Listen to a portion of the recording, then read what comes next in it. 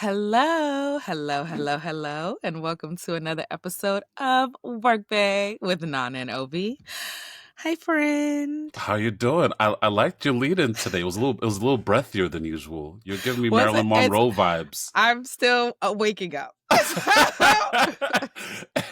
We did it. This is 2 hours later than the last one. Not still. You turning into me. I thought I was the one who struggles with mornings. No, I don't. I honestly I don't even know if I'm an early bird or a night owl, but I have no problem waking up. But being up is a progress. It's a process. It does. Is this where I plug Dunkin' or not? Yeah, I told you not to put that. Put that Do you need down. some Dunkin' Donuts, Nana, to wake you up? Could you imagine? That would be such a great. Dunkin's in the check.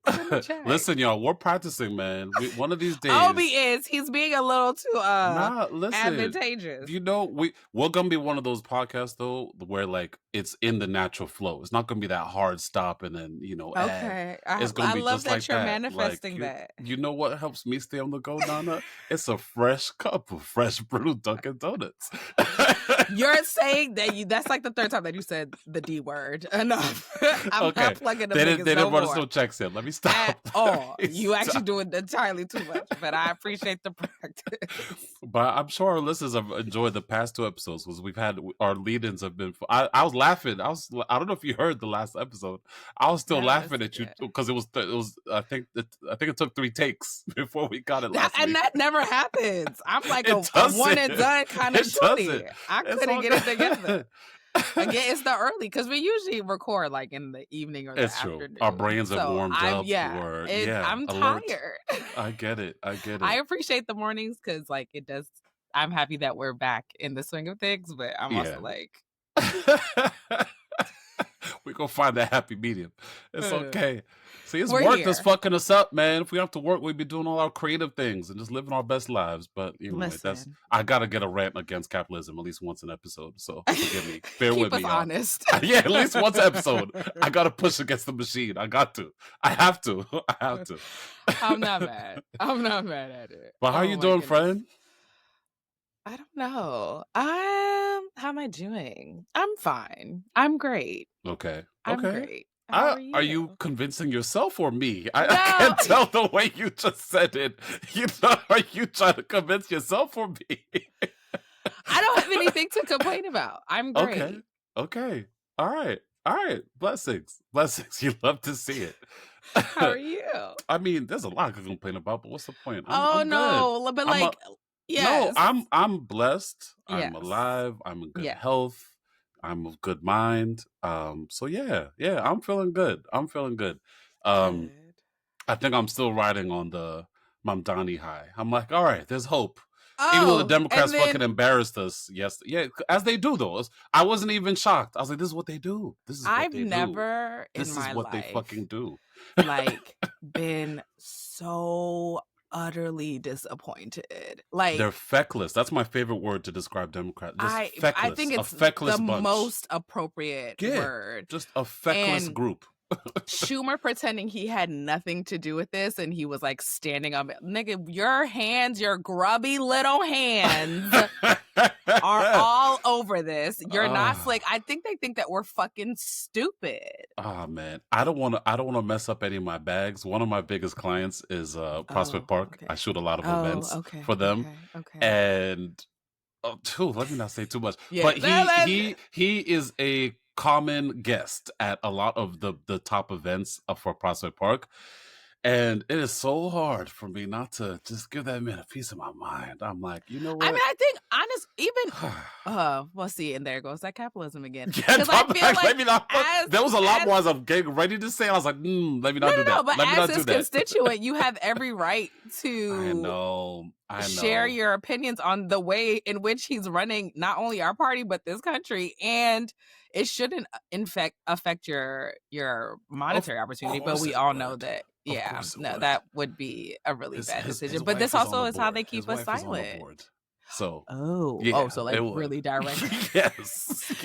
You would not see any more bylines on Prospect Park events effective as soon as I finish that sentence, that would be the end of my partnership with them. And I like the people, and I love Prospect Park, so I've got to choose my battles. You're an unassuming. You're a very tall, broad-chested black man. You saw that nigger come up to me and question me.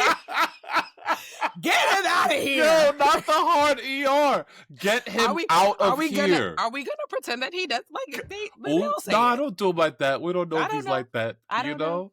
But it wouldn't surprise me. But yeah, get that man out of here. That bald man, get him out of here. It's tough because I'm like, yo. Yeah, but why did they do that? Like, we done made it. Just a quick aside, because you and I can spit politics all day. But like, we actually had some good momentum building. We saw the way the turnout and the exit polls, all of that. We had all of that information readily available, and you're choosing to capitulate in the 12th hour. What? What are y'all hands. doing? What are y'all doing? We talk about this often, how this was my whole life for a very long time. I know, you're Miss Poli-Sci. And it is so clear to me now that they wash each other's hands. They are absolutely. It's actual colluding at this point. Like, there's nothing else that we can say to dissuade anybody from the fact that it's one party. Yes. And there were like a lot of posts that I saw yesterday that was like, of course, talking about the shutdown and everything that happens, and it's like, can we get healthcare? And it's like, Republicans, no. And then it's like, Democrats, no. But like, Black Lives Matter. Yeah, I saw that same post. The rainbow flag. With Pelosi with her knee down. And it's literally that's it. They're the same people. They have the same. They pray to the same gods. Yeah. Capitalism. Yeah. They are getting money from the same people. They're in the pockets of the same people. It's no different. And I think. It's just frustrating because it wasn't always that way. The Democrats at a certain point, we actually had a semblance of a true left at one point. But I think we just don't anymore. The money has become too big. Yeah. There's so much for them to win, like to gain, in opposed to helping us. It's counterintuitive to what their goals are, as opposed to what they're selling us on. And I'm still really excited about last week. It's crazy. No, we should be. We should be last week. Yeah.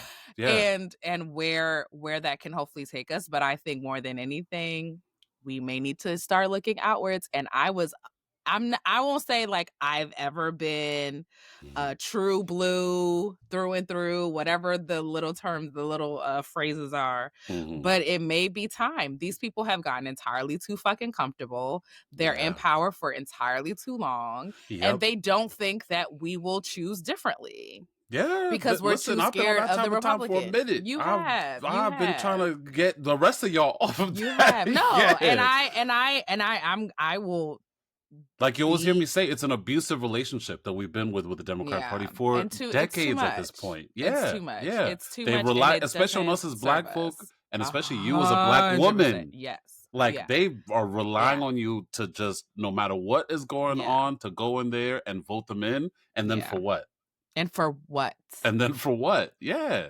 And like I do think that like they've definitely, I mean, and I'm not sitting up here pretending like the Republican Party are also not disgusting people. Oh, yes. But it's like the boogeyman of them, that whole lesser of two evils thing, like we just have to throw it all away. That's bad politics, I just hope the lesser of two evils we thing. have viable, attractive third party candidates.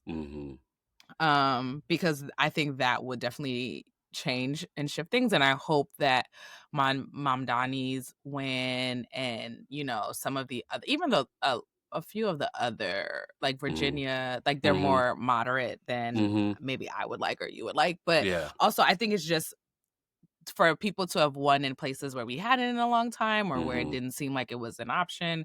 Hopefully it encourages folks to get out there galvanize folks. Yeah, that's the hope. I just think a lot can change if we just get some young blood, some more millennials. Well, that's it. And I think a lot of us, millennials, I mean, elder in the Democratic millennials Party are on the other side of particularly, 40, there and is this we're whole still idea of barely like, wait your represented turn, in or like making in sure government, that, you're deferential to those who come before you. And I think we really got to throw that away, because motherfuckers who've been in power or have had their seat for over 30 years, longer than people have been alive, like, there's no way that you're meeting the time. So it's just not beneficial for us. We got to let it go. We definitely have to break up with this incredibly abusive relationship. It's okay. You made it. You know who we're not sponsored by is Optimum. That's who we're not sponsored by. Oh shit. So, all right, my bad there. My usual Optimum struggles, because inevitably every time Optimum gonna cut out on me. Yeah, I think that's really, we're here talking about politics. I think it's the politicians. Let me put my tin hat on. That's the Republicans trying to suppress our messages and our communication right now. That's really what's happening. Yes, it's Mike Johnson. Because they always listening. Yes, the federalists be listening. There's one thing they be doing. It is absolutely. I agree. I just saw a post saying that, actually, speaking of online surveillance, was that you who posted something about Gmail? Or apparently Gmail is now scanning or reading all of your emails. Like, you have to opt out of it. To do what with it? And then same with Facebook. They're also starting to scan all of your personal DMs. And likewise, you have to opt out. Otherwise, they're reading everything and feeding it to their AI monsters. It's so I was having the analog conversation is one that I've been having a lot lately. If we just plug off, plug out, then what? This is crazy. No, I mean, quite honestly, the fact that we know about it now means that they've been doing it for years. Yes, Snowden was trying to tell us about this in 2009. That was the Obama administration. I mean, but that was also. Yes, you're right. He was literally talking about statewide surveillance. But to me, it's not even. The state would kind of make more sense to me. This is all for you to just make more money. Oh well, yeah. Now it's the private company. Yeah. So I mean, and a small part of me could say that I could believe that maybe it was in our best interest for the national state to know, right, all that goofy shit. Yeah. But this is just for you to become a trillionaire.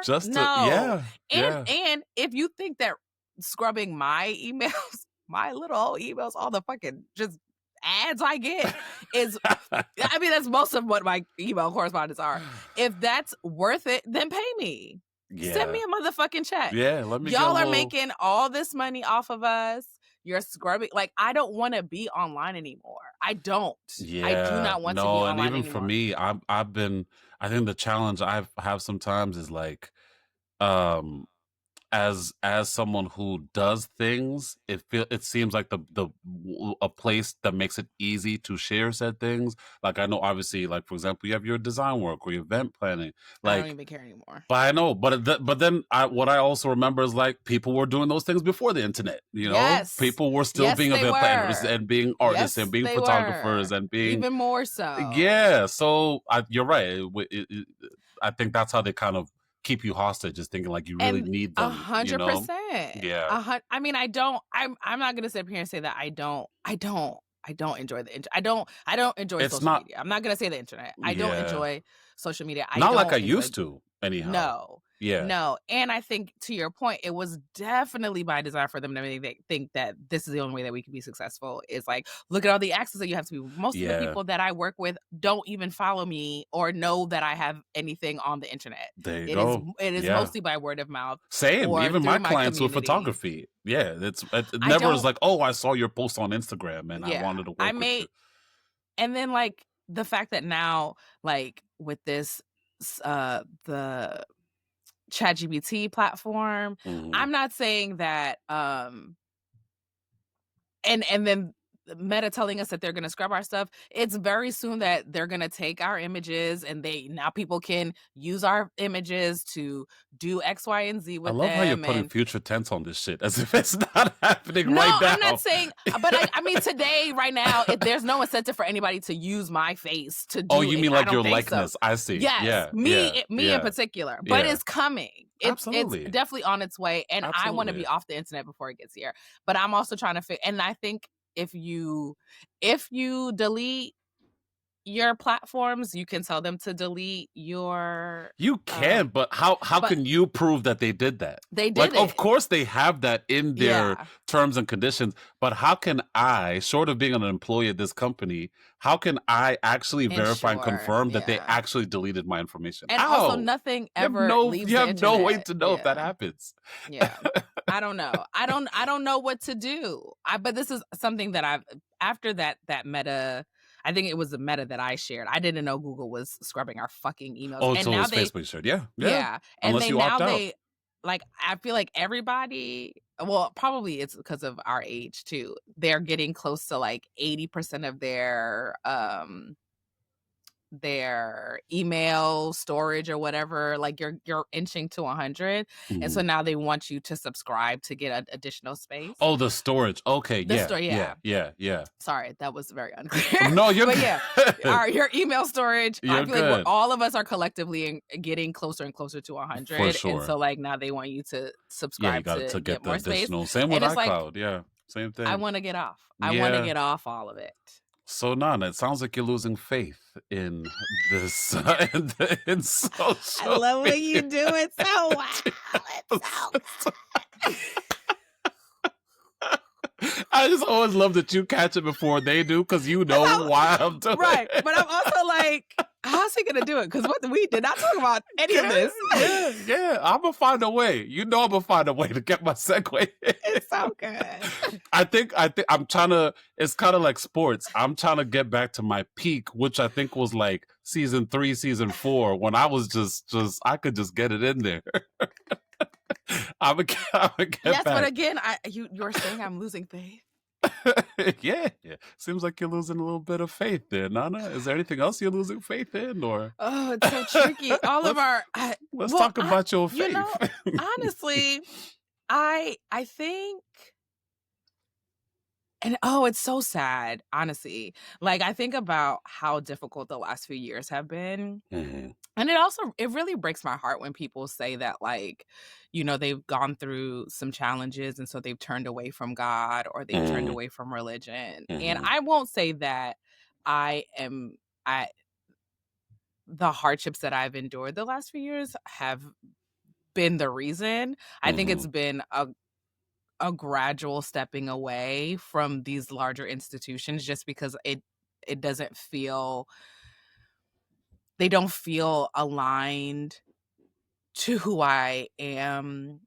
That's such a good way to put it. Don't feel aligned. Yeah, I feel that too. Yep. And it in no way has diminished my relationship with the Lord. I definitely still consider myself a Christian. I definitely still consider myself a believer, but it's been very hard to feel comfortable in the house of the Lord lately. And I've shopped around for a few churches. And so like I think having that, not having a place to worship, has definitely really changed my thinking in my relationship to my faith. I didn't realize that was the case. I thought that you had, or maybe I assume is probably the better word. I assume that you had a home church, and you know, I mean, we'll work backwards. I mean, tell us about that a little bit. Because you know, we wanted to jump into just, you know, faith and religion, spirituality this week, and I know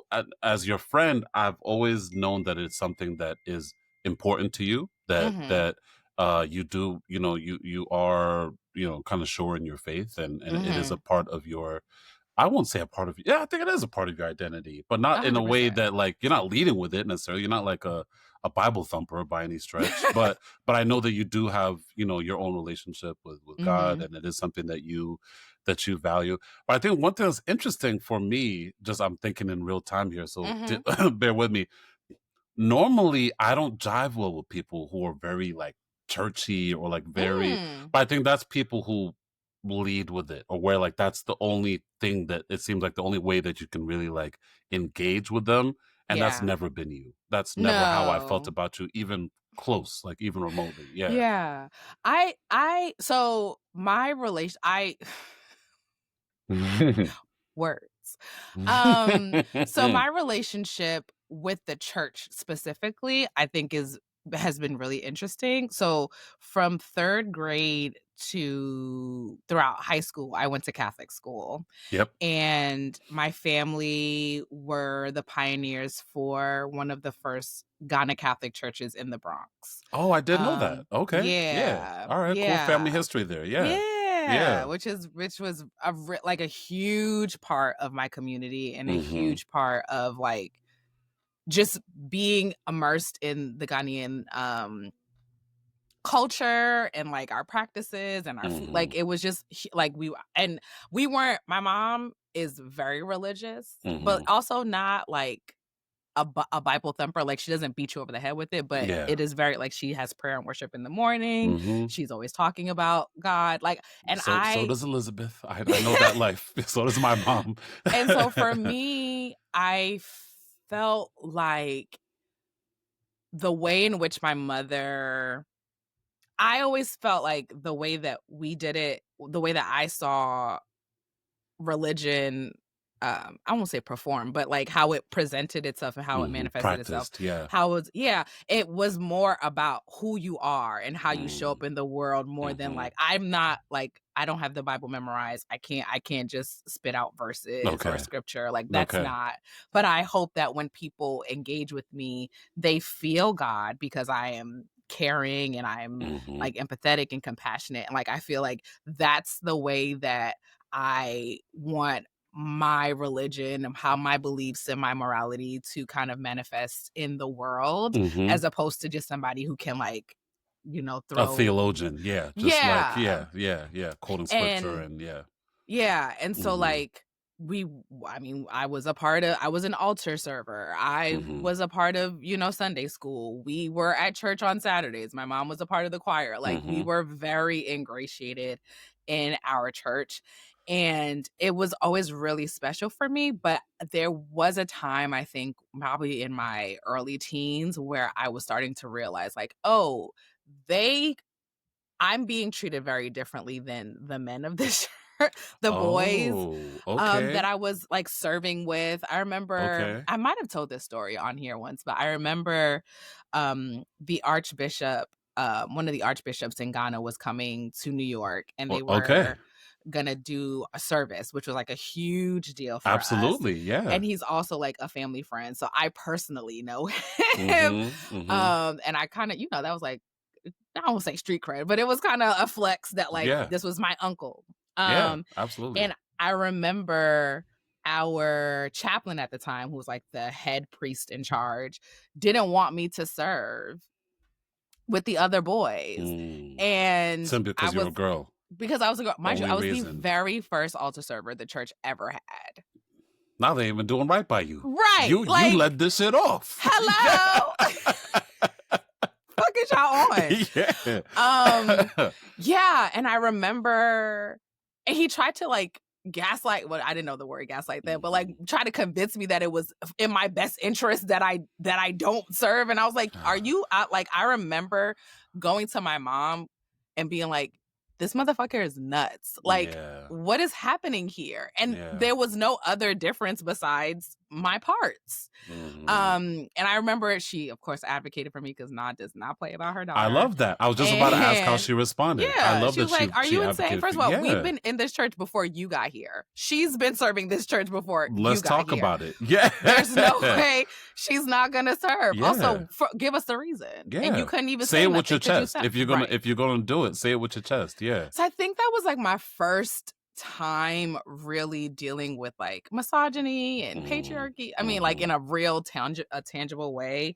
And I was like, oh, this feels yucky. And like from my church, like where God sees us as one. You tell us that we're all equal under his eye and all of this shit. And it's like, what? Yeah. So that probably was the beginning where I was just like, something about this don't feel right. And there were, of course, other instances where I was just like, I don't like this. I don't like what's happening here. Of course, you get people around, enough people around. There was drama. There was like a severing of ties. One group started another. It was like a whole bunch of wahala. There's always some church drama. Always drama. I know about that. I grew up in church. So I was just like, this feels so messy. Like, what are we doing here? And it was a lot of ego and just like foolishness. So when I went to college, I was still in New York, so I could have easily still gone to the Bronx to go to church every Sunday. But I was like, well, no, I don't want to. That's fucking 2 hours. I'm not trying to do that. And B, now I can find my own home church. And I had a beautiful girlfriend, Lindsay, who came to New York from California, who was also very heavily a very heavy churchgoer. And so we went to like all of the Black churches in New York that you could think of to just find one that. So not just Catholic, just churches, just Black churches. Just churches. Okay. Yeah. Yep. I mean, Black specifically, but like we tried out a few. And I wasn't officially a member, but I was going to the Brooklyn Tabernacle, which was not too far from the Pace campus downtown. Really loved that church. Felt at home at that church. And then I was going there even once I finished school, I would go, but it's hard to get all the way downtown on a Sunday coming from the Bronx. And so when COVID happened and folks were doing virtual churches, like I was definitely a couch theologian or whatever they were calling. And it was great. And like another girlfriend would send us the link to her church's virtual service. So I was watching those. But then I was missing like being in a place of worship. The community. And then like, I loved helping, when we're putting barrels together to send to Ghana, or like if the kids are putting on their little Sunday school play and like helping with the costumes. Like I really missed that part of being a member of a church. And that's been sitting with me for a few years. And since my mom has been coming back, she's like, you need a church home.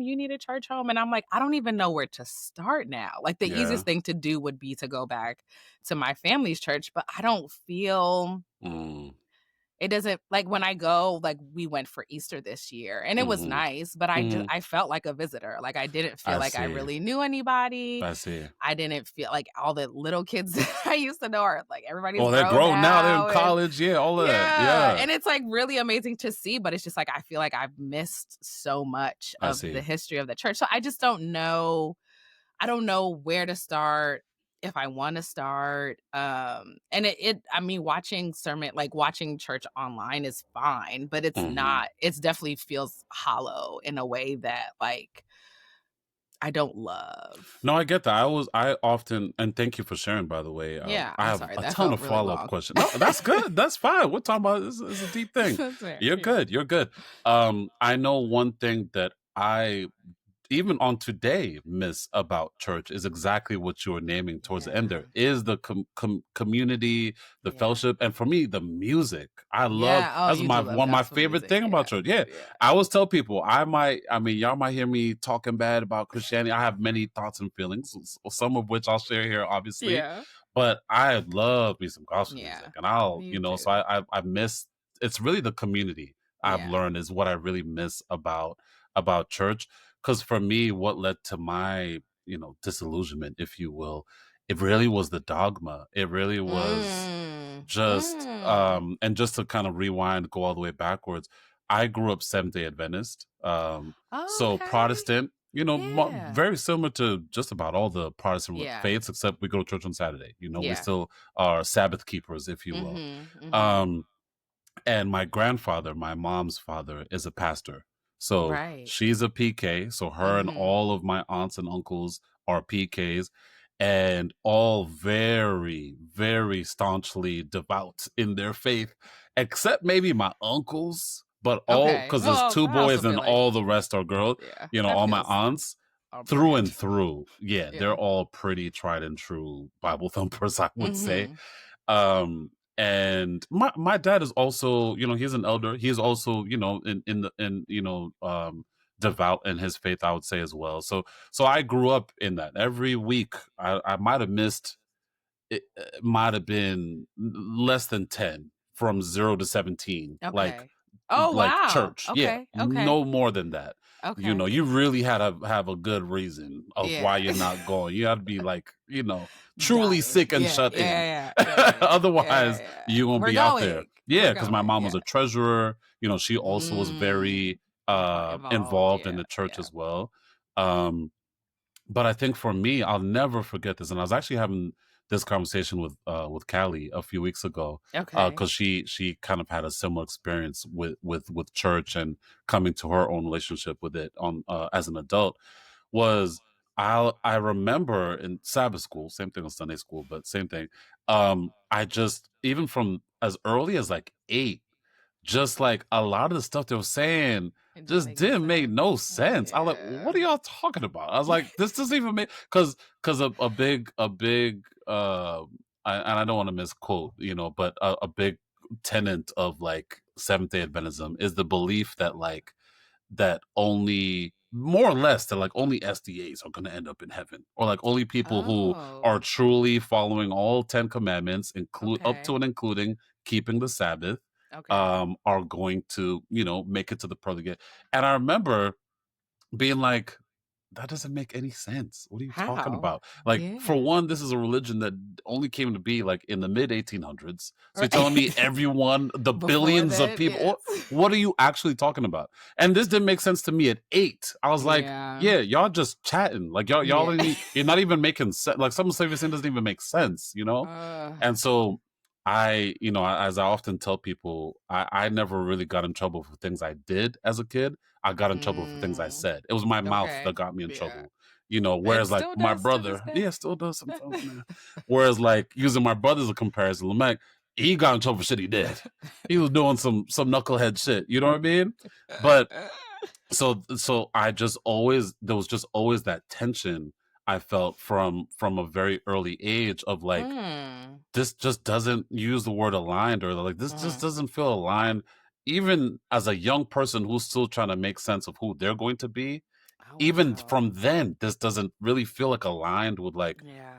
who I am and how I see people, because Yeah. I remember Yeah. thinking at that point, thinking about my friends in school. I had friends. I grew up in a very diverse community Mhm. in Maplewood, South Orange. So I had Jewish friends, I had Hindu friends, I had friends from every fabric of faith. Yeah. And you're trying to tell me my They friend not Vanesh coming. is not, Yeah. yeah, what do you, Yeah. no. Ain't no Vanesh and his way. family are great people. Like, what do you Yeah. mean?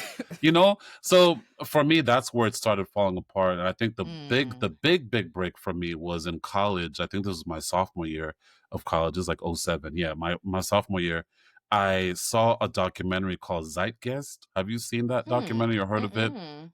Basically, it, in retrospect, looking back on it now, it some aspects of it definitely veer onto like the conspiracy thing, because Sure. basically they were trying to say that 9/11 was a setup. Like, I'm sure Like you've heard inside of that, job? like an inside Yeah. job, yeah, whether it was Yeah. Bush, whoever. Yeah. But Yeah. another act or chapter in that documentary, if you will, was also deconstructing other things, and one of those was religion. Oh, And it okay. talked about how in Christianity, for example, so many of the stories in the Bible that Mm-hmm. a lot of Christians are taught to think of as like divinely inspired. Yeah. A lot of those are just borrowed stories from faiths that predate Christianity by thousands of 100%. years. Yeah. Almost every so like culture or civilization has a flood story, as an Yeah. example. Yes. All Yes. across the board, the Mayans, Yeah. the like worldwide. Yeah. But there's so many of these, and the same, even the story of Moses, of a story of that archetype of someone Okay. coming and delivering a chosen people. Also, you'd think, at least the way you're taught in growing up in Christianity, is like, oh no, this is divinely inspired. But Mm-hmm. that documentary really like just, and it showed you, pointed like, oh no, this is a similar This is a story yeah. to this person in Mm-hmm. Egyptian, spirituality.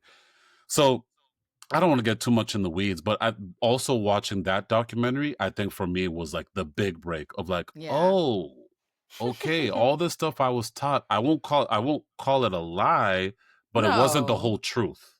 There's more truth that I wasn't aware of. And now that I'm an adult and I have a chance to look around and kind of like form and see my own opinions, it's like, oh, there's a lot more to this than what I was told, Yeah.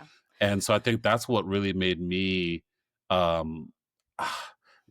I can count on one hand the amount of times I've been back to church on my own since since I was 17, since I left home. Wow. And in my early 20s, that there was a lot of friction I had as I was breaking away. There was a lot of friction I had sometimes with my mom, where we would get into these kind of like intellectual debates, if you will, about stuff. And was she receptive to having the conversations, or did she kind of just squash not them? really receptive in the sense that she's also likes to, because my mom at the end of the day is a scientist. Exactly. So her brain is wired to ask questions and, interrogate and be skeptical in everything except her faith. Besides this. Yes. It's what I've learned with Elizabeth. She has that mind with everything. Yeah. But her faith is tried and true. There's no budging. Staunch. Yeah, and that's okay, No, it's a beautiful thing. Honestly. Yeah, where I've gotten to with that and with her is we all have our things. I love art. I love music. I love, and I'm really passionate about those things. And in some ways I'm an evangelist about those things. I want people to enjoy, good music and good art. Like when I do my when I host the concerts at Carnegie Hall as an example. That's my evangelizing, if you think about it, So what I've really had to accept is like that's what that is for her. For her, that's her faith, and there was a time where like I wouldn't even be open to like going to church with her, for example. I just like shot it down. But what I've learned as I've gotten older is like for my mom, the same way I want her to come out when I have my group shows and to come and support and be there with me. It's the same with her. So like, so where I've come to is like, yo, it don't cost me nothing to pull up to church with her once or twice a year. Her face is beaming. She's happy. I'm there with her. She's having a good time, that doesn't cost me anything, no matter what I might feel about it. And I have a lot of thoughts about Christianity. That doesn't mean that I can't still show up for her in a way that's meaningful to her, That's beautiful. I love that. Yeah. So I know I want a little bit, I was trying to give the full story of it. No. But where I am now, I am very spiritual. I would describe myself, maybe not very, but I am deeply spiritual. Maybe that's a better way to describe it. But I'm not religious at all. I'm actually very turned off by the idea of organized religion, and that extends well past just Christianity. I think it's just on en masse, I feel like, especially as someone who loves history, I think it's brought a lot more bad than good. And again, I'm not tying that just Christianity. That's smoke for everybody. The Muslims, everyone. I just think it's brought in some ways a lot more division, I think, and actually caused a lot of turmoil in ways that like maybe would still be there, but maybe not as like deeply entrenched as it feels. Like when we look at the Middle East as an example, like so much of that is driven by, by religious ideology. And it's like, all right, well, what would we be fighting about otherwise? Resources, sure. That's traditionally why people have gone to war. But just you believe something I don't believe, like that. And now I gotta kill you off over Ain't it. No way. No. It's not that deep. Like it shouldn't be that deep. No. You know what I mean? Yeah. Least of all on something that's supposed to be about love and compassion. A binder. And I'm slitting your throat over that. No, it's not that deep. No. It can't be. It can't be. No. It can't be. But thank you for also letting me give the full arching story. I love. I mean, I think because these are things we've talked about so many things, and I think I definitely know your position on religion, but I don't Mhm. know the story behind it. And so, like, it's also just really helpful for me to hear it from you, Yeah. how you got to where you are. Mhm. And I've had to learn to Yeah. don't yuck other people's yum, and which is hard for me, especially with Christianity, because I feel like I have some trauma is a strong word, and I feel we overuse it. I don't have any I personally don't. A lot of people Right. do though, but I Yeah. personally don't have any trauma related Yeah. to growing up Christian or growing up SDA. But a lot of people do, Yeah. and really like try and distance or push back against Christianity. um I because another thing that I also feel challenged by, to bring it to the present, is I also don't think that the church is operating, especially now the smoke is personal, talking about the Christian church, especially here, particularly in the US. I think they've lost their way in terms of who they're supposed to be and how they're supposed to show up, even Yeah. politically. I know a lot of times Yeah. people try to divorce politics from religion, I but mean, but even more now that they're yeah, when you so look back, bound. I Yeah. don't know if you saw Henry Louis Gates' special on the church on PBS a year or two Mm-mm. ago. Incredible No. series. Okay. I'd highly recommend it. But he talks a lot about how pivotal the Black church was in the civil rights movement, Yep. and really was a breeding ground for a lot of these I mean, ideas for Martin was community a president. organizing. Yeah. Yeah. Um, where is that energy now? Yeah. Where is that? And then I mean, yes, when it comes to like large social movements like that, but I even think about when it comes to like just being uh, a reprieve for your congregants. Like, we're dealing with all of this food insecurity. We're dealing with Mhm. this, it feels like an attack on working class people, on poor people. And like, Mm. you should be able to go to your church for resources. Mhm. And I think, I can't remember where I heard this from, but somebody that I know, like, superficially, they called a bunch of houses of worship to Mm. just see, like, with SNAP benefits being in limbo, how are you doing food drives? Do you have a food Okay. bank? Do you have, I Yeah. think they may have called like up to 10 or 12 different places of worship. Mhm. Two of them told them that they had Out of a all the drive of places sorts. they call, yeah. And it's just like, tithing is something that people preach about, and giving and building funds and all that kind of stuff. It's Yeah. like, when it comes time to the people that come here every Sunday, that make it so you even have a people to worship to, Mhm. are telling you that they don't have it. They don't have Mhm. it. They can't eat today. Mhm. And you're not there to be, um, to feed the hungry like the Lord did. I Like, saw to, someone posting on Threads just last week talking about how they were looking for a new church, and you were talking about tithing earlier. And for mhm. people who might not be familiar with what tithing Oh, the is, it's 10%. basically, I think it's 10% Mhm. is Of meant your, to go back to yeah, the your ministry, God. Yeah, income, exactly. yeah. So they were talking about trying to find new churches, and these churches have the gall. They're asking people for their W-2s To do what with as a it? part of Of, you like, their being. membership program, Yes, like, because to they sign want to up? know how much money you're making to That tie is that to so what. Think ugly. about that. Think That is about that. so ugly. They're asking for people's W-2s to have a firm understanding of what their income is, so So that I know what you're they supposed to be giving us. exactly, like, whoa, Wow. yeah, Wow. yeah, that's insane, y'all. That's What is no, that? that's heinous. Yeah, That's what an is that? ugly, ugly thing. What is And then, that? who was it a few months ago who told him to lock the doors until they made, was some pastor, a Is this pretty that famous white dude down in pastor? Texas, the No, big no, mega no. church guy, Unfortunately, it was Osteen or no, not something? Oh, Osteen. okay. But I Because remember he had when, some smoke with the hurricanes a few years yeah, ago. and they Yeah. they they were like, well, this is a huge place where people They you had to can shame him into house. opening his And they were doors. like, oh, our basement is flooded. It was like an inch of water was down there in the basement. We don't have to stay in the basement. We can stay in the house of the Lord, You were where you will literally. want us to be next weekend, next Sunday, when the storm is past. But no, it was a black pastor. Okay. I think he's a pretty famous, maybe he's also like a musician, I'm not sure, but they were in the church and he was trying to raise X amount of thousands of dollars. And it was like a whole video where he was like, lock the doors. Until we get to this money, lock the doors. And it's just meaning like, no one can get out. No one can leave. So until we raise this money. OMG.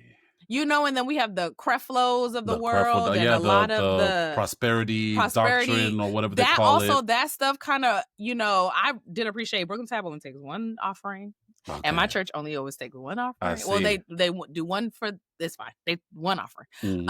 I've been to some churches where that's 3 times during the service. At least 3 times. At least, and if you stay for multiple services, what is going on? This is a shakedown. I get it. Like pastors, I don't believe in our social activists being people who cannot sustain themselves. No, I don't believe not. That our religious leaders should have to be destitute. That's not what we're saying. No. But do I need to give you, like, you asking for my W-2s as if this is like the fucking IRS? That's crazy for you to expect that. For me to be a member of this church. That's ugly. Ain't no way. And nothing of the Lord. That has nothing to do with the Lord. It can't possibly be of the Lord. What are we talking about? It can't possibly be. You know? And so like all of that kind of stuff and like, you know, the famous pastors. Again, I think if you're doing the work, I don't think it's a bad thing for you to be. That doesn't mean you need notable. A private jet. No. Osteen or Creflo Dollar with multi-million-dollar. That doesn't mean that. No. Yeah. Like not when the people that actually go to your church every day can't pay their rent. No. What are we talking about? Again, yeah, exactly. What are we actually talking about?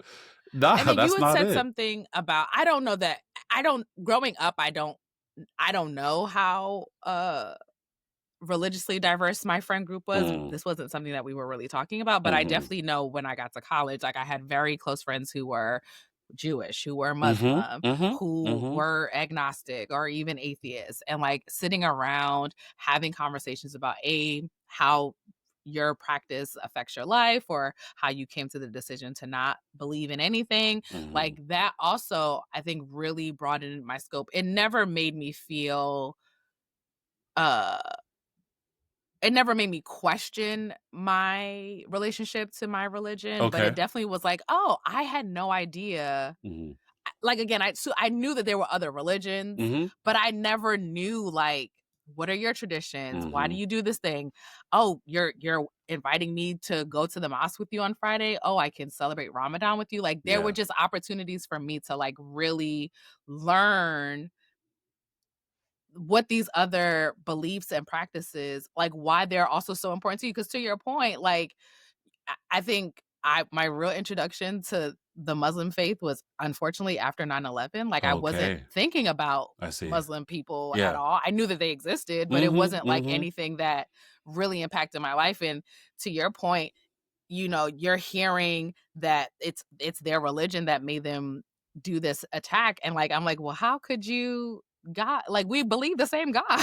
Yeah. Well, I mean, to be fair, extremist in that religion. That's obviously that's not. Let's also make that. Please, don't get us in no trouble here. My Muslim brothers and sisters, I would never put that on your head. No. We are not anti-Islam. This is why there are 2 people on this podcast. No. I'm not in any way saying that the entire religion. No, absolutely not. But like that, I think for me, but.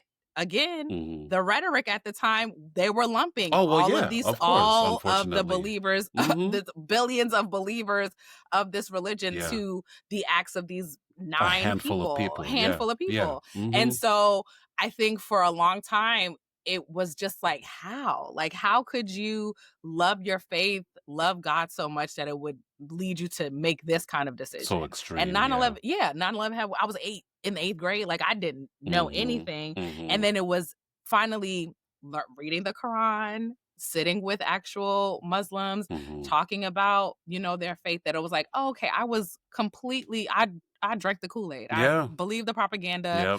And I'm happy now that I can sit with people who actually are believers of this faith and learn that it was a complete lie, you know, intentionally so. But it was also like, well, maybe I don't need to, not that I don't need to believe in God, but I'm curious now, like, what are y'all doing over here, Buddhists? What are y'all doing over here? Like, just all of it was like, that was a time where I definitely was exploring all types of religions, but I knew in my heart of hearts that it was never gonna take me away from Your faith. Jesus, Yeah, my faith exactly. Yeah. in Yep. particular. But I remember having conversations with my mom about like, "Oh, I'm going to the mosque with Adisa." And Oh, amazing. she Okay. yeah, she'd be like, "To do what? Like, why are you going there?" I think she was like really What you doing? concerned that like I was gonna Convert or convert. And something? I'm like, Okay. why would I? No, And this is if my you friend. did, Also fine. you I mean, know, yeah. at this point, I feel like she would just be happy if I was going anywhere. Yeah. But kind of going back to just our baby be in a conversation, just house of do the Lord. something, right? A Lord. It don't gotta be my Lord. Just a Lord. A God. No, my mother would she'd be very concerned. But I also think that like, yeah, I think she was like really worried. And then like I wasn't going to church as like religiously as I had been. So she was like, "What's happening to you up there? And do I need to come get you?" And I'm like, "No, I'm just learning. Like I'm here to learn different things, and I'm meeting new people, and they're sharing their faith with me, and I'm really excited to experience that." But yeah, no, I don't know. I'm curious for you now, because you did say that you consider yourself more spiritual. Yeah. What does that look like? What does that practice look like? Are there traditions? Are there rituals? Are there things that you do to bring in your spirituality since you're moving out? I feel like the most straightforward answer I could give is all the things that Christians call demonic and satanic and evil. Okay. And like for example, like I believe in astrology. I don't think it's hard science. I don't think 100%, but I think there's a lot of truth to it, you know? Yeah. Or in you know, for example, maybe at some points using um different drugs as a way to tap into my spirituality or more awareness of self.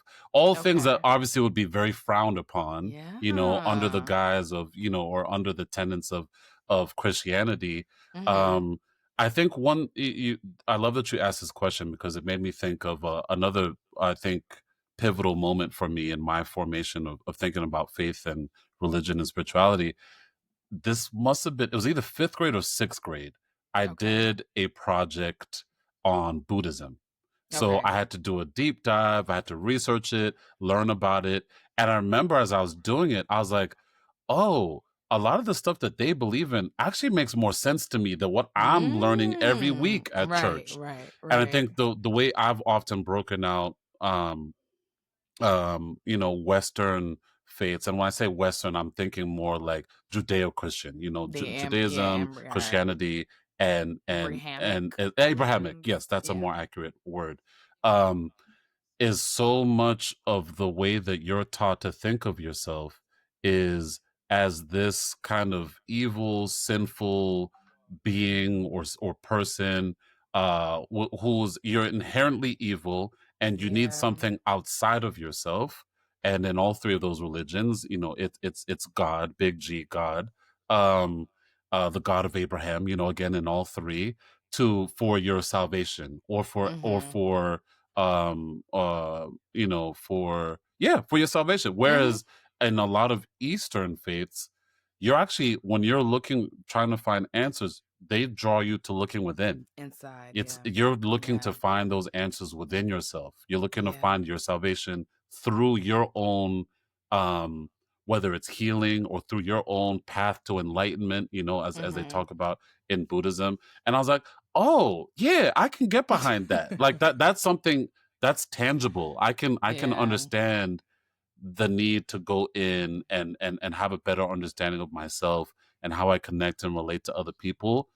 That feels accessible to me than this, you know, kind of all-seeing, all-knowing, omnipresent who a lot of time y'all keep telling me he's a God of love, but I don't know. The way they be talking about him in the Bible, some of the stuff I've read about the guy, I don't know. I've read about the guy. I've read about the guy. They say he's a jealous God. He's this. He's smiting people. There's beheadings. There's a lot going on. That's like also another conversation I always like to have people. A lot of that stuff sounds real witchy to me, especially now that it's real dark. Think about communion. This is his body that we're eating and we're drinking his blood. There's nothing more witchy than that. Yeah. But meanwhile, not all, but some Christians will frown upon anything teetering on witchcraft. It's like, yo, once a quarter, you hear eating someone's body and drinking their blood. And you're looking at me crazy? Once a quarter, we did that every Sunday. Oh, damn. Oh, you're Catholic. Yeah. Shit, Catholics are the witchiest of them all. Y'all chanting, y'all saying things in Latin. There's what y'all casting spells. There's a lot going on. Casting spells is crazy, but like also, am I that far off? Because who knows what y'all saying in Latin? I don't know. You might be casting a spell on my ass. But but I think that's so interesting. That's also something that I wish more people who think of themselves as religious, or in this context speaking specifically Christian, is like, I wish they would give more credence to the fact that like a big part of, and again, this is you and I also being lovers of history, that a lot of these things because think about it, some of these faiths, Catholicism, that's thousands of years old. Christianity, they've very much blended with a lot of these indigenous faiths and traditions, if you will. And that was often done intentionally in an effort to make it easier for the Gentiles, if you will, people who weren't to assimilate. Like, hey, you believe in this thing? We kind of do that too. Yeah, let's bring that into the fold. But now, because I think people don't, on two fronts, don't have often a good understanding of history, first and foremost, and then also, even if they may be devout or very religious, may not even have a good understanding about the history of their own religion, and how that's looked and changed and ebbed and flowed over the years. But sorry, I went on a long tangent. But for me, my spirituality, I think, is what I brought up in terms of like that project I did in 6th grade. Or I think of it often as like a way to get closer to myself, and a way to learn myself more, be more attuned with myself. That's one thing I think even more recently in the past couple of years, I've noticed how in sync sometimes my body feels, like even with the moon, with like how my mood or my sleep will be affected by the cycle of the moon, So a lot of the things that, the church would think of as pagan, So I'm not worshiping the moon. That's not where I'm at. But I'm also not discounting the fact that my life, my emotions, all of these things are affected by real tangible forces around me, by science and by physics and by all of these different things. Yeah. I would say that's, and I found this really interesting chart that we can jump into. But one thing I wanted to ask you though before we did that was like, do you think of yourself as a spiritual?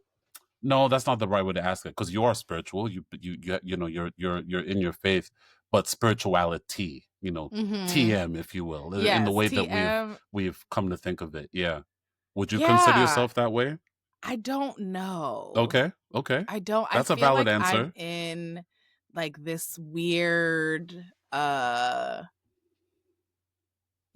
this weird middle ground where I don't feel very tied to a religious practice, like an institution of religion. Okay, that's a good way to put it. Yeah. But I also, it's so interesting. I was just a part of a conversation. We're talking about like ancestors and not your ancestry, but like how you honor your ancestors and how you commune with your ancestors.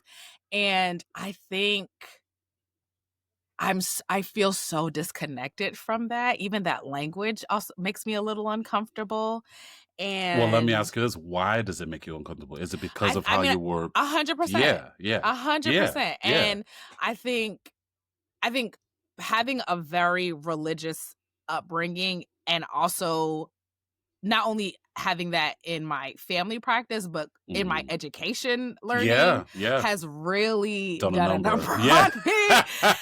And it's hard to not, again, I'm not going to say that I don't believe in the things that I learned growing up, but it doesn't feel tried and true. It doesn't feel Bible. You know how people say, like, you know, Bible, like the Bible truth.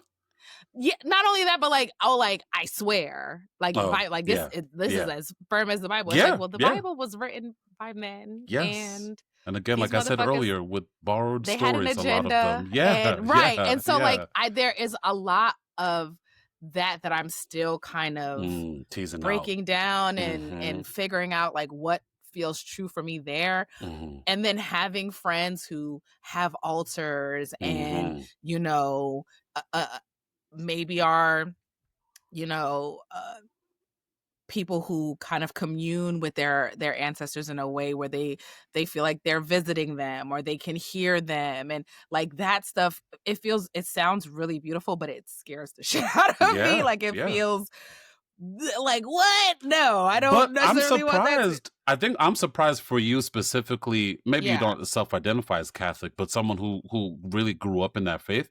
I'm surprised that that's been a big leap for you, because a lot of Catholicism is venerating saints and all these people who aren't divinity, if you will, or aren't divine. There's nothing, like, I talk to my dad all the time. Okay. But I don't necessarily hear him. You know what I'm saying? Or maybe I do, and I'm my language, because that's not my world, is limited. But it's like, when beautiful things are happening in my life and I think about my father, I'm like, I know that you're here with me. Like that kind of thing, as opposed to, like, you know, somebody mentioned that, like, when they see butterflies or particular birds, they know that they're like, I don't think about it in that kind of way. I see. And so, like, that stuff kind of makes me, I won't say it doesn't scare me, but it does make me feel a little uneasy. And I think because, and out of respect for that relationship, I don't want to say anything that will offend or ask, you know, questions that may feel derogatory. And so I just listen. I think any way that you are able to express your understanding that, to me, spirituality, and we'll talk about it a little bit with the articles that I shared. And I love that it's just like thinking about, like, your morals, your beliefs, your values. Yes. But like, your, like, the existence outside of you, like, that's what your spirituality is. Like, it's everything. Not and even with what you said about Buddhism and looking inward, but like, it's just like having an understanding of, like, your existence. Like, how did we get here? Why am I here? My purpose, like that kind of stuff, tying into my spirituality, I think I can kind of jive with. But spirituality TM, I'm not one of those girlies. I see. And I'm team woo all the way through. Yeah, I am so curious, and I will listen, but I don't know that, like, it feels real to me. No, that's fair. That's fair. I get that.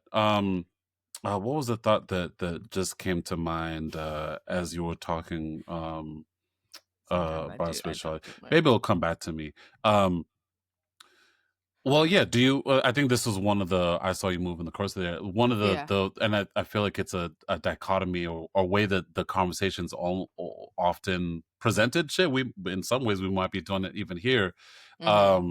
Do you see spirituality and religion as opposites or complements? Are they at odds with each other, or are they working kind of? You know, I think that they're kind of like it's like an org chart. Okay. Like, spirituality is like the overarching idea, and then religion is like a subset of that. I think that they can work in tandem, but I don't think that you like for a long time I felt like in order to be spiritual you had to believe in a religion. I think it's actually the opposite. I think anybody could be spiritual. You don't have to align yourself with a particular religion. Yep. Yeah. Oh, okay.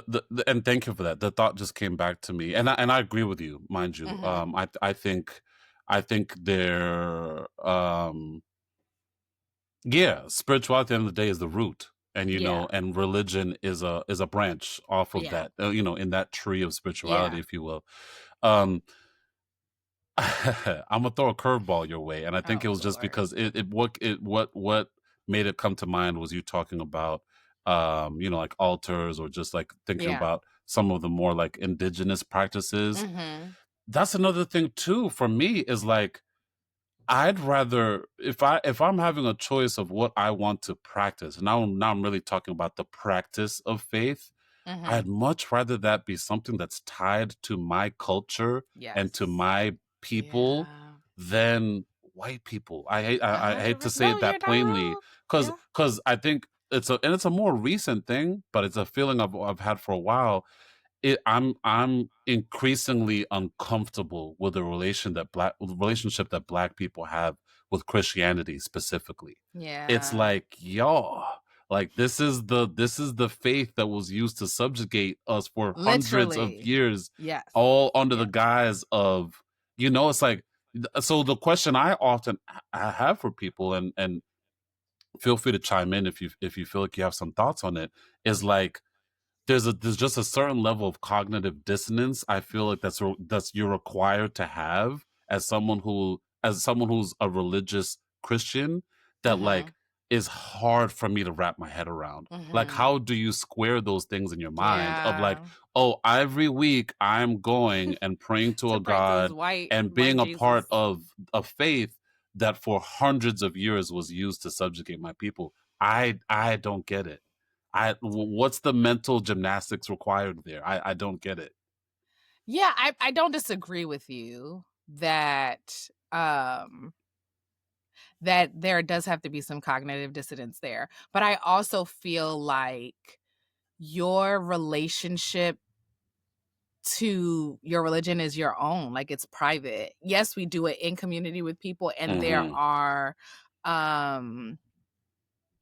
if you are a follower of a particular religion, there are,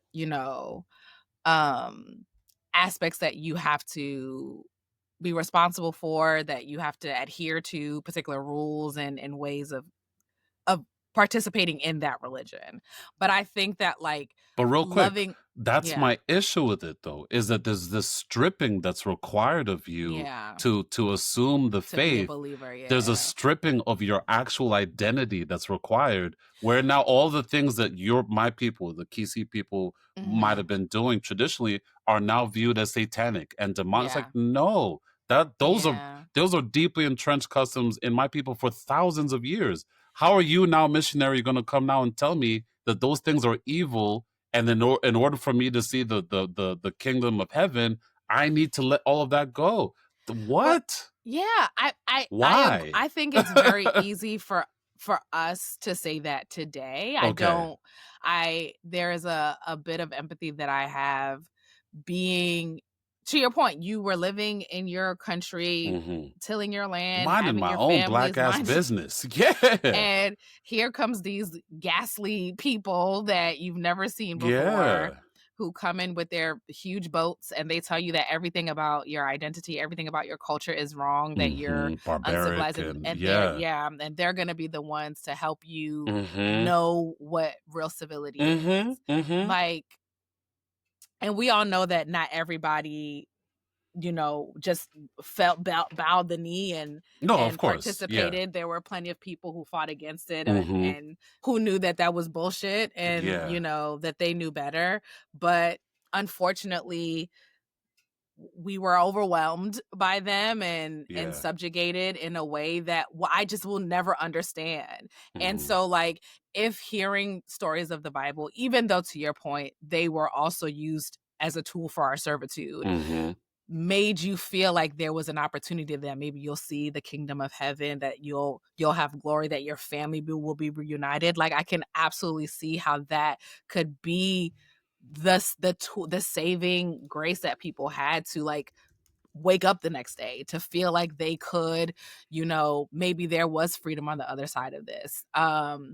So I don't know. I think it's really, really difficult. I'm also somebody who's curious now about, and it's always so interesting because I hear my mom, she'll talk about like family members who have fallen ill, and like they'll go get like a medicine, like a herbalist, as opposed to like going to their regular doctor. Yeah.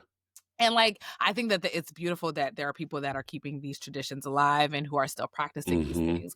But baby, you have cancer. Yeah. And no, I hear you. It's not going to cure you. So you know what I'm saying? Like there's also a little bit of like yes, I think everything has its place. Like we can, be one with the stars. And I mean, we're 70% water. It would be crazy to think that the moon does not affect us. Yeah, that feels truer to me. Yeah. I can touch this soil. Yes. I can feel this water. I can feel the warmth of the sun on my skin. Yeah. I can agree with that. Yeah. Do I also think that the Holy Spirit is around me and that Jesus is looking over? I do also believe that. No, both can be true. Don't I'm not trying to say that they can't be. Yeah. I don't think that you are, but I'm also, there is something in me that like, even when I have conversations with my mom around things, and she's so steadfast in her belief that like, it's not that she's not willing to have the conversation, but I remember telling her the other day, like,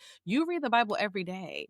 Yeah. You know, Jesus did not drop that from the sky for us. Yeah. A man wrote that. Yeah. And she was like, okay. And I was like, yeah, so they could be literally telling you anything. Yeah. And you are choosing to believe it as like word from God. Oh. And we know, that that's not what this is. And it's not. Yeah. And the cognitive dissonance. This is what I'm talking about. I said it as plainly like that to her, and like there was like a little twinge in her eye, but then it quickly was like, well, no, this is what. And I don't know what that is. I can't tell you what that is. Yeah. But it's also like, I don't want to take that from her. If she needs to believe this, if it's something that helps her get through the day, if when she's going through challenges, getting on her knees and praying to God has helped her through the 65 years she's been, 64 years she's been, like, who the fuck am I to try to poke holes and all that shit? No, I get it. Like, That's why I landed with my mom too. So I hear you. Yeah. I hear you. I get it. I get it. I completely understand how as a Black, and particularly not only just like Christianity, but this white Jesus bullshit. Like, how do we so staunchly still stand behind, like they said, during the civil rights movement, the most segregated hour of the day was Sunday night, Sunday morning at church. I forget who says that quote, but yes, that's true. Yeah. And it's how not we because both how we both in this faith, and look at what's happening as soon as we step foot outside of the church. But yet we're praying to the same God. We're praying to the same God. Huh? And it's not Black people. It's not because they don't believe that you believe that God. They don't believe that you're human. They don't believe in your humanity. They don't believe that you deserve the right. Like it's really wicked. hard. It's wicked. But to some degree it worked. Well, not to some degree. It worked. Well, no, it worked incredibly well. I say if we're bringing it to the present, there's a lot less of us who are in those pews. Well, yes, there are a lot less of us who are following these religions, and not just Black, but just in general. No, in general, like across all ages. Like there are, but it's also weird thinking about this rise in conservatism and like how we are stepping away from traditional religion, but like we're also leaning more and more into it's weird. We're in a very weird time for a number of reasons. Right. But what you're naming is true. Again, it's almost this thing that feels opposite that's happening at the same time. So at the same time. No, I get it. I don't know. It's so strange, but you brought up that good quote about the most segregated hour. I don't know if it was Baldwin. I'll look it up. But that's a really beautiful quote that I think summarizes this really well. Yeah. Another one that has always been stuck in my head ever since I heard it was from Nina Simone. Says this is going back to our conversation a few minutes ago about just like colonialism and how religion was very like inextricably tied to that. Yeah. She said, the people that built their heaven on your land are telling you yours is in the sky. And it describes it perfectly. Wow. That's how I look at it as well. It's like these people who are trying to convince you that your salvation is this in this, this place. You just have to believe are here telling you that on your land as they're taking it away from you. Taking it away. Taking away all the heaven that you have on your land. Yep. Think about how rich in resources our land is. Back when you think about Africa, we have everything. Everything. We're seeing the conflict that's happening right now in the Congo. What's that about? It's about resources to build their smartphones and to build the laptops and all of that. So these people are telling your heaven's in the sky while they're trying to take yours right up under you. No, we gotta let that again. I'm not trying to. I promise I'm not. But let me say it this way. I think we just need to revisit our relationship to this thing. I'm not saying let go of it. I'm not trying to speak and direct and try to be prescriptive in that way. But just at least give it some thought. At least interrogate and think about there's some interrogation your relationship to you know me. I want everyone to take a relationship to everything, whether that's your religion or the government, anything. But just don't. I put this on my story the other day. Don't inherit your life. Pick your life. So if you want to pick God, you want to pick religion, pick it. Don't let that be just because my mom is in church. But it's an action that you have to do. You pick it. Do your research, and if you still land there, you got it. Yeah, you got it. Yeah. I'm not gonna move you off your square. If that's where you've landed. But I'll get off from behind the pulpit. No pun intended. Pun intended. Off your soapbox. Let's make it as secular as possible. Oh my God! But you were talking about this image that you wanted. Yeah, I feel like it was given kind of like a breakout, or kind of like a this or that when it comes to religion or spirituality. And there was some stuff on there that I saw some resonance in, because I think ultimately I watched a documentary about religion a while back. I think it was on National Geographic with Morgan Freeman. Did you see that one? Oh, he had a really good documentary where he was going through all of the big kind of religions in the world and doing a deep dive on them. And basically, there was a person he was talking to, and I forget which branch of science they were from, but their assessment or thought was basically we as humans developed religion in a lot of ways as our way of coping with death. We created a system as a way of kind of like assuaging ourselves around the unknown, the big unknown that's on the other side of death. And religion, in a lot of ways, allows us the promise of something, after this life. Yes. If you just follow these rules, do these things, believe in whoever this God is, you will make it to the afterlife or the other life, I can see that. And I think that's also going to that kind of like the way I was thinking about of how, the Abrahamic or like Western religions are more on looking outside of yourself. I think that's why I've also been drawn to spiritualities, because you don't have that cop out. There's no cop out of like, I'm doing all this for what's happened, what I'm going to get on the other side. It's like, no, I'm trying to get to enlightenment, or trying to get to an understanding of myself and the world and the people around me now in this lifetime. Right. Yeah. Not for some promise of a parcel in the sky. Like I'm doing all this for the here and now. I think is also a way that I've thought is a little different between the two. Whereas I think so much about religion is all, it's of course how you're living now, but it's all for the in preparation for yeah. So I'm wondering, as you're seeing these, is anything jumping out to you? Because I think the big one that I see that as always I felt like a big divide between the two is religion. Or religious thinking often is very much black or white, like that duality line, good and evil, right and wrong, And then spirituality on the side is really embracing non-duality, or the fact that two or more things often can be true, you know? I think that's also a big thing that's made me feel more kind of turned off, if you will, by organized religion. Is a lot of it is that at the very end they talk about the in-group out-group, you know, thinking about how, you know, some Christianity on the whole, you know, has treated LGBTQ, has treated gay people, or has treated trans people. It's very much in or out, you know? Yeah. I'm curious if there's any others on there that you saw, and I'll share this graphic so the listeners can see it.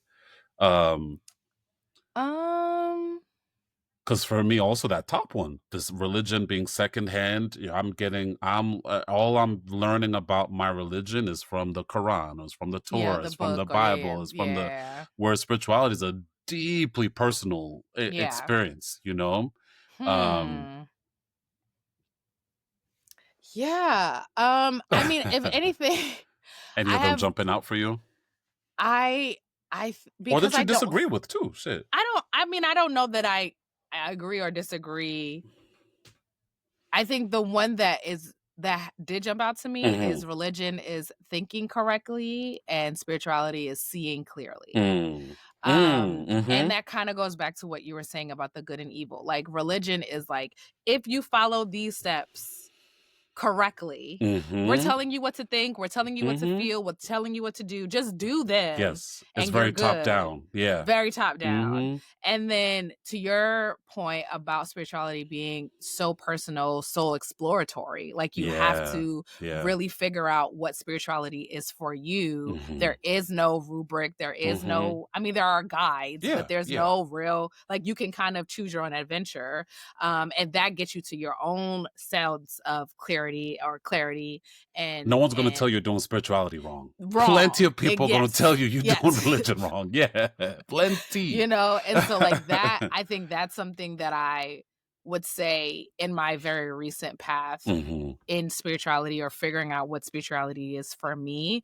I think that is something that's been a lot more attractive to spirituality than to religion, because I think when I think about religion and a lot of the rules, it's like, why are we deciding that, okay, to the example that you gave recently is like that there's something wrong with gay and trans people, but we can eat shrimp, or we can eat right after church we gonna get a boil. Like, why are we saying that that's okay? Like, why are we picking and choosing the parts of the Bible? And I'm gonna only speak about the Bible because that's what we know. I get that. It's like, why are we saying that those things, this is against the word of God, but this isn't? And like, who gets to decide what is okay and what isn't okay? And it's not a personal thing, because we're making laws now against whole groups of people. It's very paternalistic. It's very what you said in this book that not everybody believes, and we said it's okay that not everybody believes it, but now we have laws instituted again. You know what I'm saying? So like that kind of stuff, that like overarching, that that my way is the only way, I never liked about religion, particularly Christianity. Same. Especially Catholicism. Okay. They even get even further in. That's one that jumps out to me. The other ones, I don't know that I necessarily disagree or do agree with them, but they're not.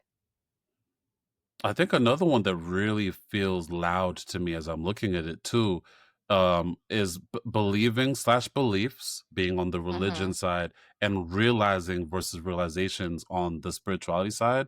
And I think it's tied exactly to what you just said. Because it's very hard to argue with someone on a belief, you know, or their faith. And this is what you were talking about a little bit with your mom, and I've had the same experience with mine, and with anyone who's very staunchly or devout. Good luck moving them off their square. They're there. They're not going nowhere. Whereas I feel like there's a little bit more breathing room when it comes to spirituality or just anything outside of religion, because now I'm not tying myself to any identity about how I'm thinking of myself or others. I'm not so deeply attached to that. With spirituality, there's some openness of like, oh, you know, I didn't know that, and you just put me on that. I'm having a realization now that about a truth or a way of being that I didn't have before. And now I'm going to bring that into the fold, if I so choose. Whereas, like you were just saying a few minutes ago, it's very structured in terms of like, these are our beliefs. Clear. Yes. And if you're outside of these lines, sorry to that man. Fire and brimstone, and you're gonna burn in hell for eternity. Like, damn, that's dark. Unless you want to get right and give yourself to the Lord. That part. Then you good. Use another person. Then you're good. Then but it's good. Like, wait, what? And the other thing that I like about realization is, like, even for the individual who is spiritual, I could think and have a feeling one day, but I can learn that, like, it's an ever-changing thing. It's fluid. Yes. It's fluid. Yes. As opposed to, like, dynamic. how very regimented religion can sometimes feel. Can feel really rigid. That's a good one. That's a good one. But no, I'll share this graphic so y'all can take a look at it, and I would love to hear people's thoughts on it as well. And there's one, I'm fast forwarding a little bit, but I think it's important to say, because I think both you and I agreed that, like, these two things don't necessarily need to be at odds with each other. No. Is the key point, and there's a quote here. The key point is that, quote unquote, religion versus spirituality is a false dichotomy. It's not religion versus spirituality.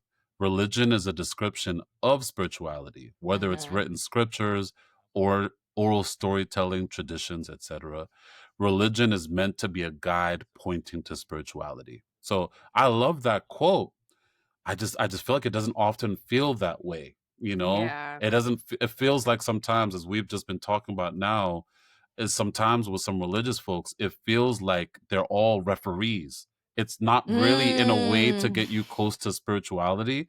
It's whether to assess or determine if you're a good or a bad person. I would like to think that some of that is changing with, like, some of the newer pastors and preachers that I'm seeing online, and, like, some of the leaders of churches now. I'd like to think that there is, like, a shift that's happening. Well, tell us about it. Have you seen some of that? Like, when you've seen more recent sermons, or I know you said you had some virtual ones. I mean, there is still some. I think at the end of the day, like, Christians, our whole goal is to bring people to Christ. Like, that's the evangelism, the is mission baked station. in. It's baked in. So, like, there is some damnation that happens for people who are not following the word, or who are far from the word, but it doesn't feel so, to your point, fire and brimstone anymore. It's just like, this can only help you. Okay. So that's the shift that I'm seeing now, or, like, and then I think because we're talking about mental health in a very different way, and so, like, there's some bringing in of that, where, like, religion is a tool. It's not your identity anymore. It's not like your end all be all, but it can only help you to live a fuller life, a healthier life. Like, I'm seeing that kind of rhetoric now, which feels like a good shift. 100% than, like, condemning everybody to hell who doesn't believe what you believe, easy on me, or doesn't do the things that you do. So, like, those are kind of the shifts that I'm seeing that feel promising. And so, like, and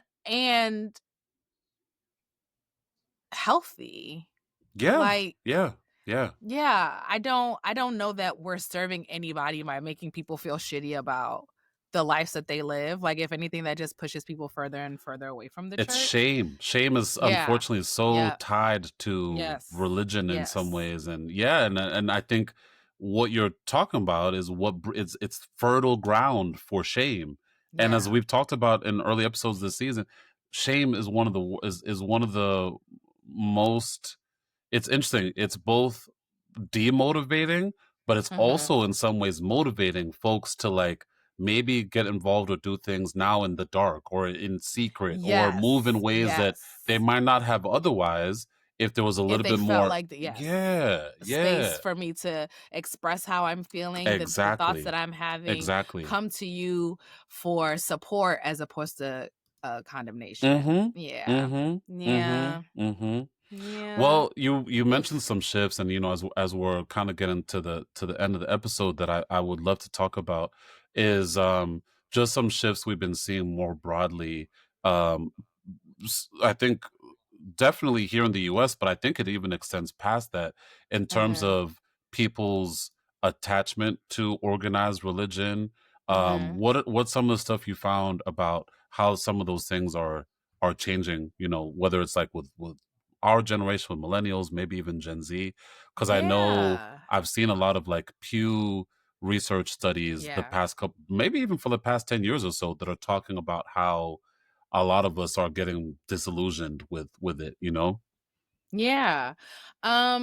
There was an interesting article that I read on faith counts, and it was tricky because it definitely was like a I don't know if it's a church, but it's definitely a spiritual resource. And the bulk of the article was about how Gen Z and millennials are moving further and further away from the church and trying to figure out the reasons why, and how the church can, like, now that we know some of the reasons, how the church can show up to kind of bring the younger generations back into the fold. So that was like the overarching theme of the article. But they did have some really interesting statistics that I thought were great. And another thing that they mentioned was that when people talk about Gen Z leaving religion, they're typically referring to Christian religion. Yes.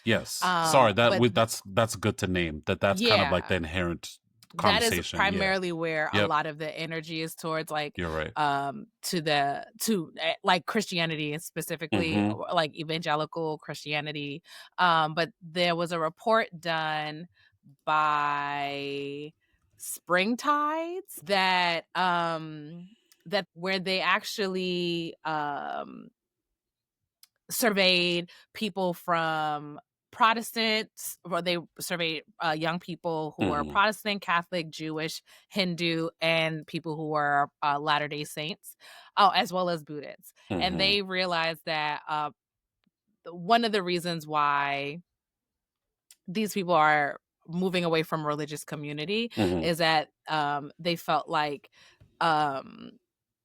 similar to what I said, that the church wasn't aligning to who they were, and that they weren't able to turn to somebody in their faith when they're dealing with challenging times. Like, I think the number was only 16% of young people reported turning to someone from their faith community during challenging times. The same percentage as those who turned to no one. So, like, there was no differential. There was no really great difference between people who didn't feel like they had anybody to turn to towards in comparison to people who even thought that they had somebody in their church family that they could turn to. Which is, I know, even without looking at the numbers or seeing them floating around, is such a big departure from where we were a generation ago, let alone two generations ago. Particularly with, like, the bigger comparison is boomers. They don't really talk about Gen X too much. The forgotten generation. I feel like they're often left out. The people, it's all we millennials, boomers, and Gen Z drive a lot of the discourse about just about everything. Meanwhile, Gen X is like, hey there, hey guys, don't forget about us. Just forgotten, just like they were as children. The latchkey kid generation. Imagine, even in adulthood. Oh, I feel like I was a bit of a latchkey. But and then you mentioned this before, that there are a lot of people who have some trauma associated with the church, or felt like they were actually harmed by the church. And so one said that nearly 4 in 10, so about 39%, report that they've been harmed by a religion or a religious leader in the past. That's a lot of people. 40%. That we damn near half. That's a lot. That's a lot. That's concerning. And there was even a stat that 45% report that they don't feel safe within religious institutions, and that could be for a myriad of different reasons. I think the church. I think there are a lot of religious leaders who are trying to do better, but the church, like religious institutions in general, have a lot of work to do in making us and our, Gen Z, Gen Alpha feel more comfortable kind of tapping back into these more formal religious institutions. No, thank you for that. Thank you for that. And sure. I think another thing that's really interesting is, as you were talking, I brought up Pew Research because I know they always have really solid polls and reporting on this. And I think this is something that we're gonna definitely jump into. I think even on next week's episode, just talking about how we're in this little weird microcosm, if you will, right now, where the winds have been blowing in the direction of people, divorcing themselves from organized religion. But in the past couple of years, there's also a turn going back to church. So I found an interesting stat here. So in a February, this is from Pew Research. In a February 2024 Pew Research Center poll, 18% of adults said religion was gaining influence in American life. That was the lowest level we had seen in more than 2 decades. Wow. Fast forward just 1 year later, 31% of adults said religion was gaining influence in American life, the highest figure we've seen in 15 years. So in 1 year, that it went from one end to the other. And I think that's also indicative of, especially for those of us, our listeners here in the U.S., that we've felt and tangibly with the politics of Trump, and also just how some culture shifts, and just the unfortunate, really outsized influence the evangelical church here in the U.S. has on U.S. politics. It's getting weird, y'all. That's the only way I can. Weird. That's the only way I can weird for a minute. I'm like, yo, wow, what is happening right now? What is going on? That pendulum is swings. In 1 year, it swung from one extreme to the next. That's So and that's nothing too that I've always thought is a big lie in the U.S., especially in recent history, and that we are this secular nation. We are so far removed from that. We're not a secular. We're nowhere close to a secular nation. Nowhere near. So it's printed on all our money. In God we trust, and it's not little G God. It's big G Christian God. You know what I mean? So the idea that we've ever been a secular country is just completely inaccurate. And I think unfortunately now we're seeing just the how would I describe it? Just the darker inclinations, if you will, of the evangelicals, and how they are wanting, this that kind domination. of theocratic country.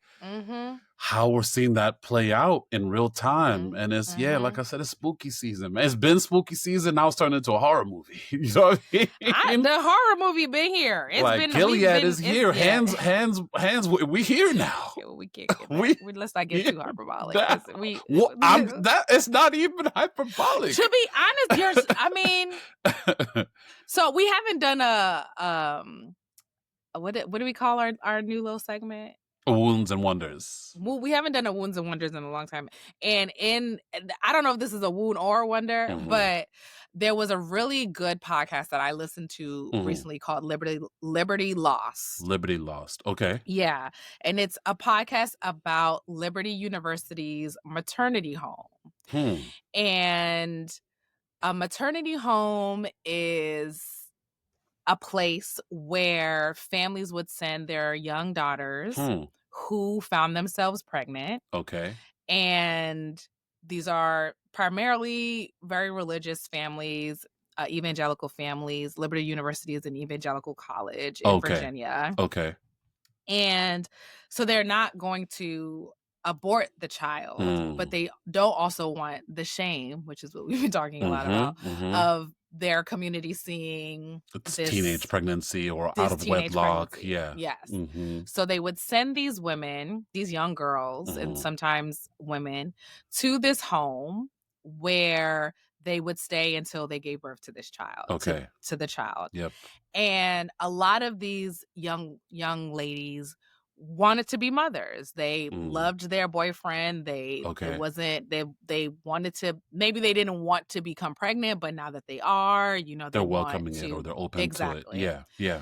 And the goal of the maternity home was to take the child to give them to what they called more respectable, more responsible parents who maybe couldn't have their own children. So stealing these poor girls' babies and giving them to, oh my goodness. And it's illegal to pay a woman for her child. Okay. So they would, if you allowed your child to be adopted, they would give you a scholarship to Liberty University. So that's how they were compensating these young girls. Yeah. And it's I think there's maybe like 6 episodes. It's really, really good. They interviewed young women who were actually in these homes. They interviewed people who helped run the homes. Women who thought that, they were doing the right things because, you get sold this lie. Teen pregnancy is this, teen pregnancy is that. These young girls are ruining their whole lives, or these children don't have any hope, or they would lie to the young girls and say their families don't support them. That's why you're here. You're going to go home with the kid, and who's going to help you take care of them, and all these kind of things. And they're like, a lot of the girls wanted to keep their child, but were convinced otherwise. Coerced, and then kind of 100%. And then the maternity home had an adoption center. They were essentially selling these children for thousands of dollars, like hundreds of thousands of dollars, to these affluent families. And these affluent families were also parishioners of, I think there's a church associated with Liberty University. Of course they were.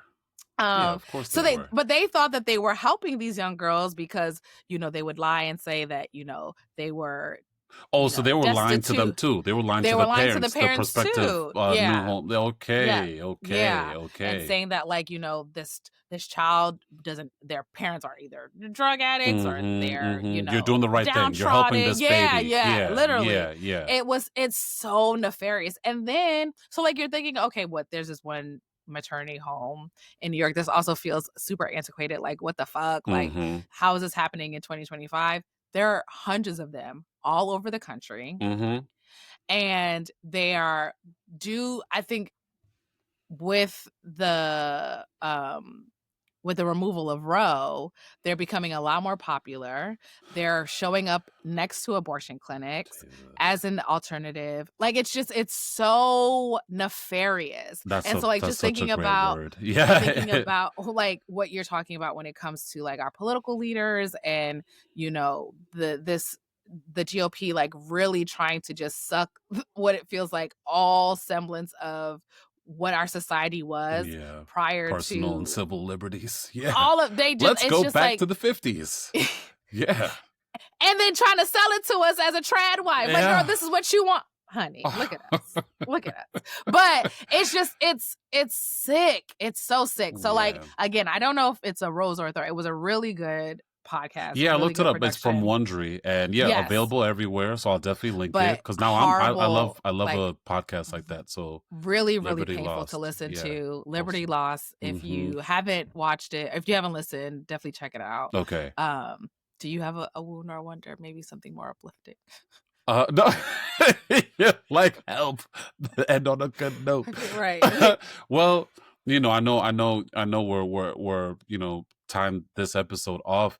I think I just wanted to well, let me answer your question first. How about I start there? I've shared my wounds that I've had with religion and but I would say more on the wonder side, or if there's something that I would definitely want to leave our listeners with. You found this really great quote from an article you shared, and this is from Wyeth Austin, Spirituality versus Religion, a deep analysis. And I love this quote that you highlighted, where it said, spirituality is the aspect of humanity that refers to the way individuals seek and express meaning and purpose, and the way they experience their connectedness to the moment, to self, to others, to nature, and to the significant or sacred. And I loved that as just like an all-encompassing definition of spirituality.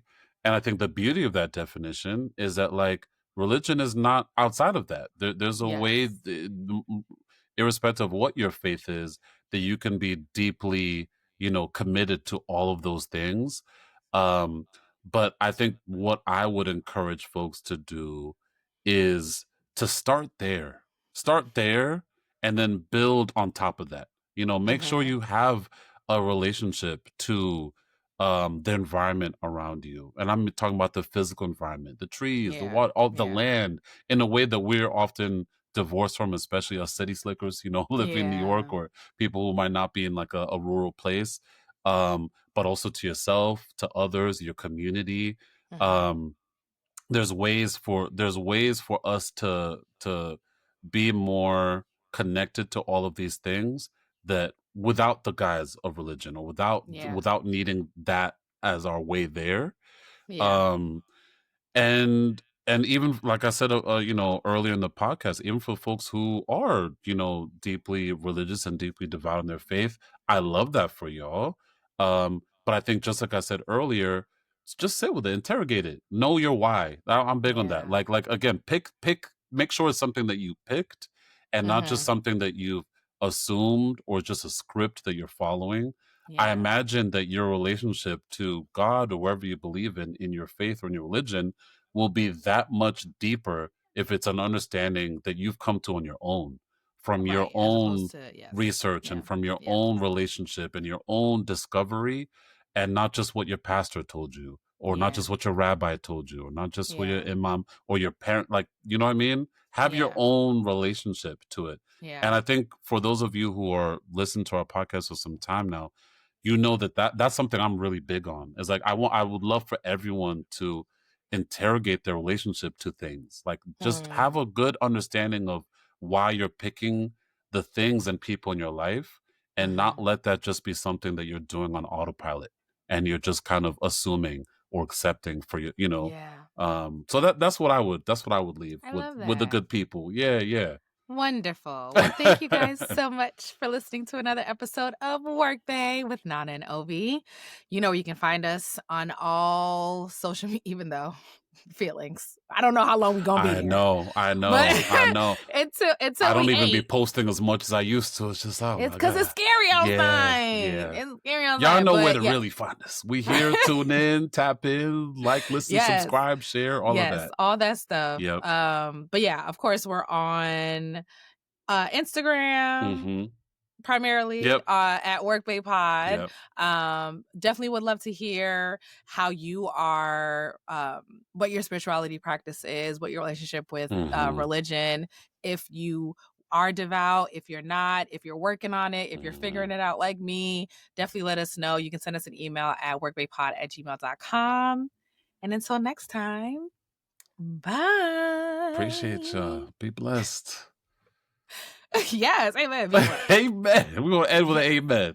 We still churchy around here. We might not be in the church, but we still some churchy. We know it. We know it. We know the Lord. We know the Lord.